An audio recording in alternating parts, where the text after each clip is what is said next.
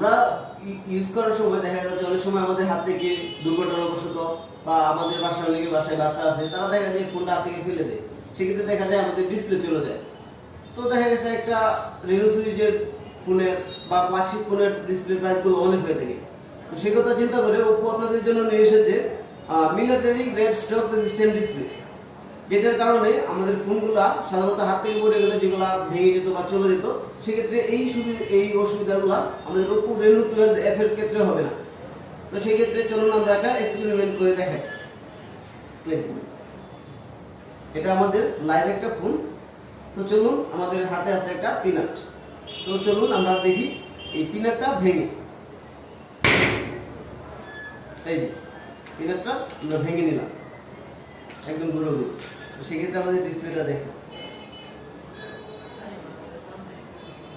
কোনো ভাঙার কোনো চিহ্ন দেখতে পাচ্ছেন না। তো এই থেকে বলা যায় যে আমাদের ফোনের ডিসপ্লে হাত থেকে পড়ে গেলে, আমাদের ফোনটা হাত থেকে পড়ে গেলে তো ডিসপ্লে যাওয়ার সম্ভাবনা খুবই কম, নেই বললেই চলে।